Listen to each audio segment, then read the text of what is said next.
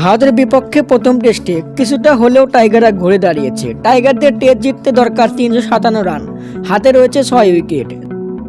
দীর্ঘদিন পর tiger captain শান্তর 50, স্বস্তি পেল বাংলাদেশ। দ্বিতীয় ইনিংসে শুরুটা দারুণভাবে করলেও উইকেট হারিয়ে একটু চাপেই রয়েছে।